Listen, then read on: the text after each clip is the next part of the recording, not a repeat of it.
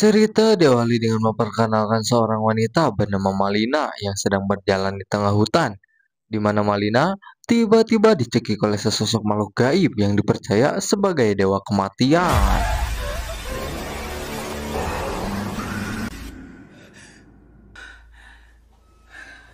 Ternyata itu hanyalah mimpi buruk Malina yang mungkin sedang banyak pikiran.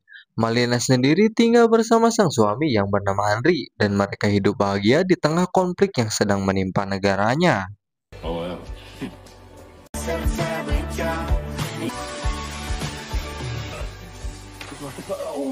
Malina pun menelepon bibinya untuk memberitahu tentang mimpi tersebut, yang pada akhirnya diketahuilah jika Malina adalah keturunan penyihir sama seperti bibinya. Mendengar Malina yang mengaku sempat melihat dewa kematian dalam mimpinya, membuat sang bibi menjadi khawatir, karena ia percaya jika itu adalah pertanda akan sebuah hal buruk yang akan terjadi. Dengan fakta bahwa negaranya sedang terjadi konflik perang dan tentara musuh sudah masuk ke wilayahnya, Malina dan Andri pun memutuskan untuk pergi keluar kota dan menghindari konflik yang sedang terjadi.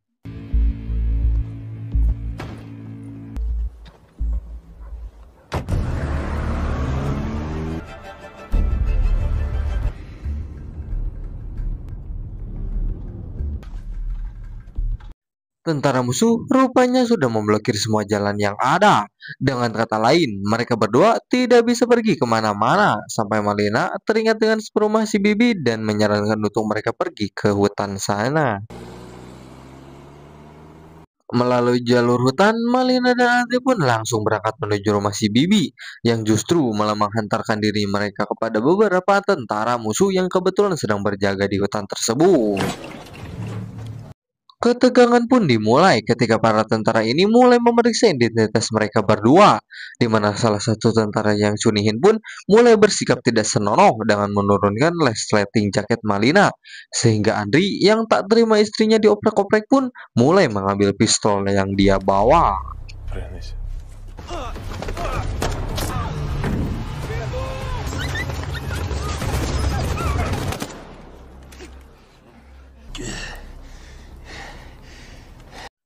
Hasil dari kejadian itu, Andi terkena satu tembakan yang membuatnya mengalami sekarat. Sempat akan menolongnya dengan cara komat kamit alias mantra sihir, Malina tampaknya sudah terlambat karena Andri keburu meninggal dan dibawa oleh dewa kematian.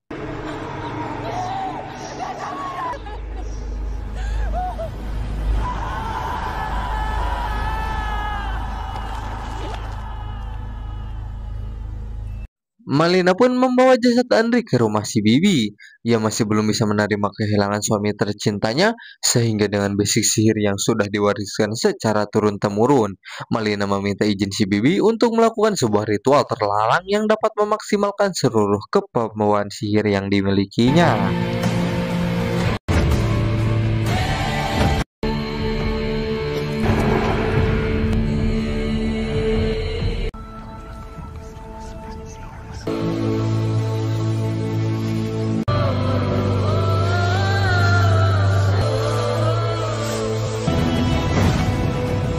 Sementara itu, si kapten dan 6 anak buahnya terlihat sedang melakukan briefing terkait pasokan makanan yang terlambat di tengah jalan.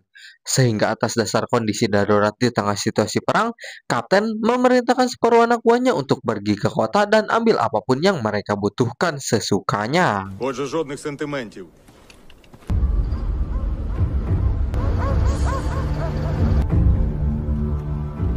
Tempat pertama yang mereka datangi adalah kediaman seorang kakek yang hanya tinggal bersama dengan cucu semata wayangnya. Mereka sengkoyong-koyong menghantam si kakek hingga terkapar dan langsung masuk ke dalam rumah untuk menjarah apapun yang ditemukan. Inilah cucu si kakek yang bernama Katia, di mana salah satu tentara yang paling mesum bernama Victor pun dengan koploknya memeluk Katia dari belakang, memukulnya hingga pingsan dan merusaknya tepat di hadapan teman-temannya sendiri.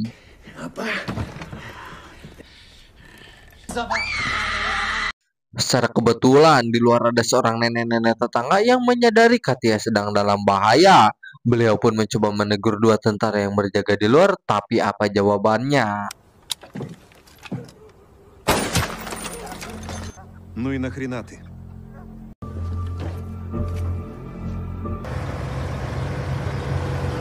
Tak hanya menjarah makanan, Victor dan kawan-kawan juga membawa serta Katia dan mobil milik kakeknya, di mana Malina sendiri terlihat sudah memulai santet pertamanya dengan membuat salah satu anak buah si kapten muntahkan mantra dan meninggal saat itu juga.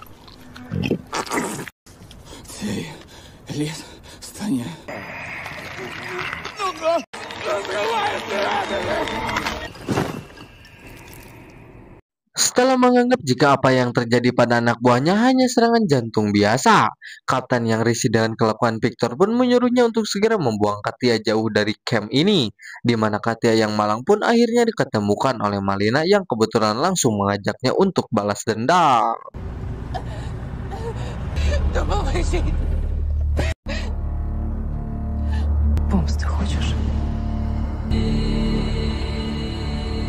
Singkat cerita, malam pun tiba. Kapten mengalami mimpi buruk seolah berada di tempat seorang penyihir.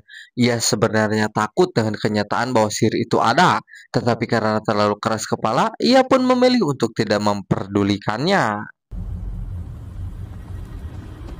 Santet terus berlanjut, kali ini menimpa si Victor yang tiba-tiba kencing darah yang membuat Joninya perih tidak ketulungan. Namun karena malu harus memberitahu yang lain, Victor memilih untuk merahasiakannya saja.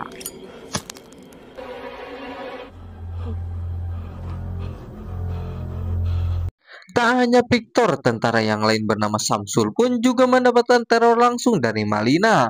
Berbeda dengan yang lain, Malina tak sengaja menemukan foto keluarga Samsul dan punya ide cemerlang untuk menyantetnya dengan cara yang berbeda.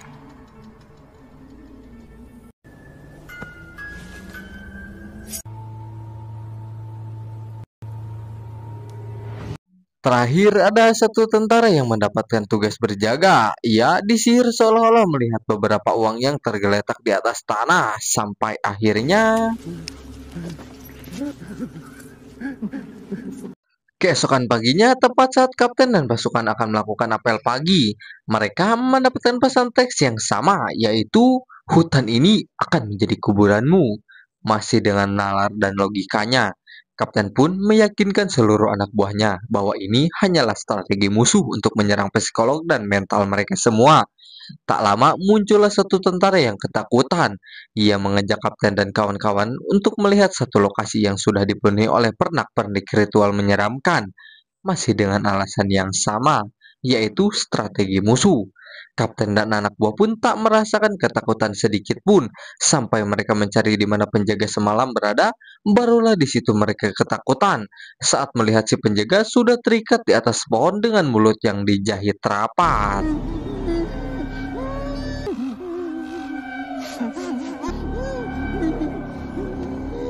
Mereka tak sadar jika Malina berada cukup dekat dengan lokasi tersebut. Persis seperti boneka pudu alias boneka santet, Malina pun menggigit boneka tersebut sampai tubuh si penjaga meledak seperti terkena ledakan. Entah kebetulan atau memang disengaja, kapten menemukan kail pancing dan tali mengait di celana salah satu anak buahnya. Sehingga lagi mereka menganggap ini hanya jebakan buatan musuh untuk menakut-nakuti mereka semua. Malina kembali melakukan ritual untuk meningkatkan kekuatan sihirnya. Seperti yang dijelaskan di awal, ritual ini adalah ilmu terlarang yang juga perlahan merubah fisik Malina menjadi seorang penyihir buruk rupa. Sempat dilarang dan diperingatkan konsekuensinya, Malina sudah tidak peduli dan tetap akan melanjutkan balas dendamnya. Не лізь. Але завдяки цьому я живу. Kembali ke camp kapten, kali ini giliran Samsul yang terkena sihir, seolah melihat foto anak dan istrinya meninggal dalam kecelakaan. Sehingga dengan cepat, Samsul meminta izin kepada kapten agar bisa langsung pulang ke negaranya. Di tengah kondisi yang krusial ini, kapten tentu menolaknya, namun ketika Samsul sedang sendirian, ia lagi-lagi diperlihatkan dengan gambar mengerikan yang lain, sehingga Samsul nekat mengambil alih kendaraan tim dengan maksud untuk pergi ke bandara.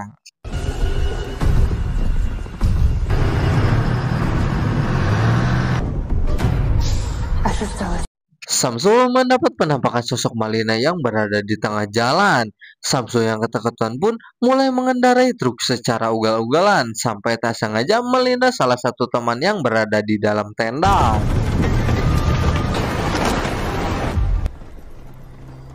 Kapten dan anak buah pun mencoba menyadarkannya dengan cara menghajar ramai-ramai. Tapi cara ini tidak berhasil karena Samsul sudah terpengaruh oleh sihir yang membuatnya terus merasa ketakutan. Keesokan paginya, tepat saat kapten dan anak buah baru bangun, tentara pribumi pun melakukan serangan yang membuat mereka semua kalang kabut. Satu tentara yang menjadi pelaku penembakan nenek-nenek di depan rumah Katia pun akhirnya mendapatkan giliran ketika ia melihat penampakan sepeda yang berlumuran darah, disusul oleh sosok si nenek sendiri yang tergantung di atas pohon sampai akhirnya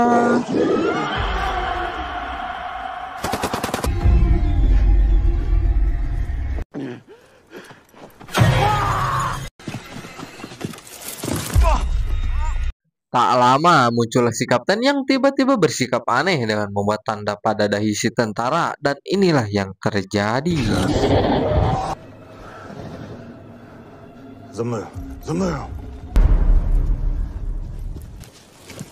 Si tentara yang diketahui bernama Ipan pun mati oleh sosok Malina yang menyamar menjadi si kapten. Malina mengambil jantung si tentara atau si Ipan sebagai bagian dari upgrade sistem atau ritual peningkatan kekuatan. Si Bibi sempat melarang Malina melakukan karena secara tidak langsung itu akan semakin merubah fisik Malina menjadi lebih buruk. Tetapi sampai balas dendamnya tuntas, Malina akan tetap melakukannya dan meminta si Bibi untuk menjauh dulu. Kembali ke si kapten dan anak buah yang masih bertanya-tanya tentang Ipan yang mati dalam kondisi jantungnya hilang. Pada titik ini, logika dan akal sehat mereka pun mulai goyah tatkala menyadari jika insiden yang terjadi semakin lama semakin tidak masuk akal.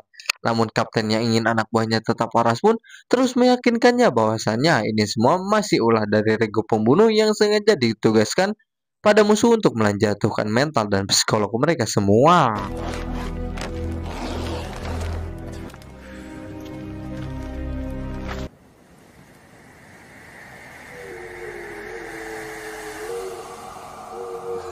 Mereka pun dikejutkan oleh kemunculan asap tebal yang entah dari mana asalnya, di mana Malina tiba-tiba muncul tepat di hadapan kapten dan anak buahnya untuk memperingatkan jika waktunya sudah hampir habis dan mereka akan mati di tempat ini. Apa спите? Спите. Я командир. Keesokannya, setelah tersadar dari pingsan, mereka kembali dikejutkan oleh menghilangnya jasad Ipan. Masih dengan teori regu pembunuh, kapten dan anak buah pun memutuskan untuk melakukan sweeping, sementara Victor akan tetap di sana menjaga camp mereka.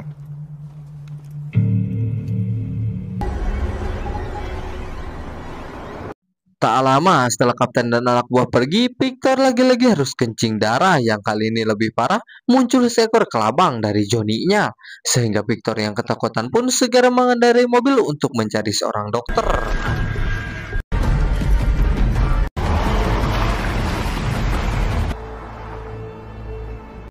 Alih-alih menemukan seorang dokter, Victor yang Johnny-nya semakin lama semakin perih pun akhirnya tumbang di pekarangan rumah seseorang. Ia pun berteriak sekencang mungkin dengan harapan akan datang seseorang yang datang menolongnya. Tapi tebak siapa yang datang? Не треба, я тебе благаю, прошу, не треба. Прибери качель. Я каюсь, я каюсь.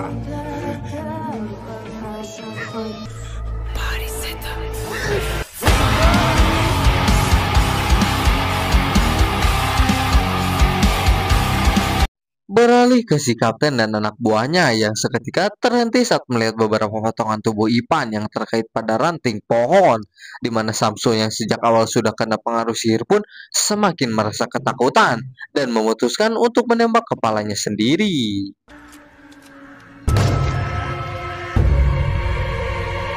Tepat saat Samsul mati, muncullah Malina dari kejauhan, di mana si kapten dan anak buah pun langsung memberondongkannya dengan peluru panas.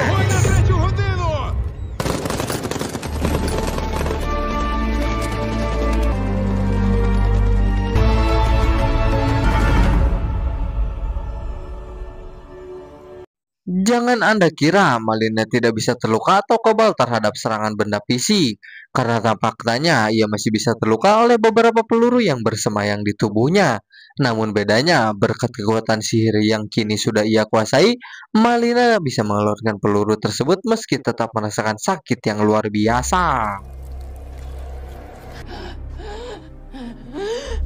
Berdasarkan jejak darah Malina, Kapten dan 3 anak buah yang tersisa pun akhirnya berhasil menemukan kediaman si Bibi tempat Malina berada, di mana John dan Robert pun diperintahkan untuk berjaga di luar, sementara Kapten dan Steve akan masuk terlebih dahulu.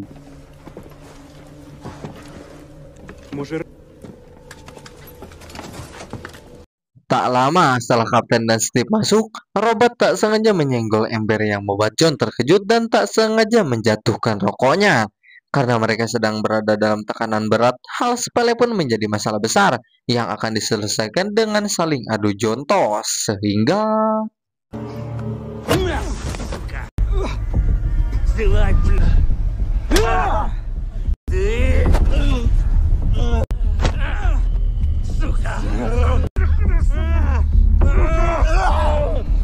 Robert berhasil mengalahkan John dengan cukup mudah. Tak terima dikalahkan oleh seorang junior, John pun langsung mengambil senjatanya.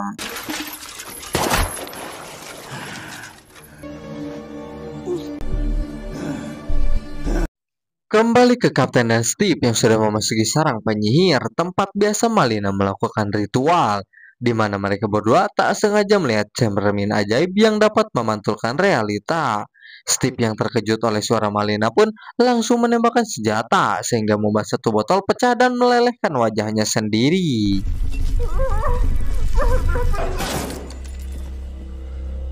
Kini yang tersisa hanya tinggal Kapten seorang, di mana saat Malina muncul, Kapten dengan cepat menghantam kepalanya hingga Malina dibuat tak sadarkan diri.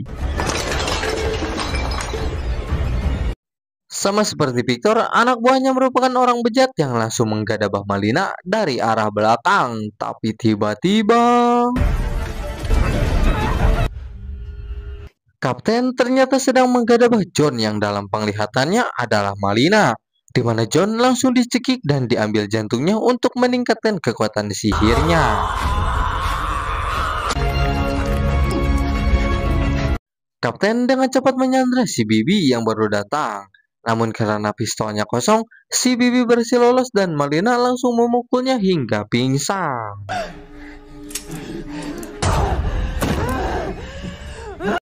Alih-alih akan makan jantung manusia lagi demi meningkatkan kekuatan sihirnya, Bibi memberitahu tentang balas dendam Malina yang sudah selesai. Kini yang tersisa hanyalah si Kapten seorang. Untuk apa Malina susah-susah meningkatkan ilmunya hanya untuk membalas satu orang. Terlebih lagi, setelah diketahui jika saat ini Malina sedang hamil anak suaminya, si Bibi menyarankan solusi yang lebih efektif praktis, yaitu dengan memanipulasi pikiran si Kapten agar menjadi percaya bahwa penyihir itu ada. Setelah Kapten dikembalikan ke campnya dengan kondisi gelo, pasukan negara ini pun terlihat melakukan penyergapan. Karena Kapten menjadi orang yang terakhir hidup dan bersikap tidak waras, maka ia dituduh telah melakukan pembantaian terhadap anak buahnya sendiri akibat dari tekanan mental yang dialami selama berada di tempat ini.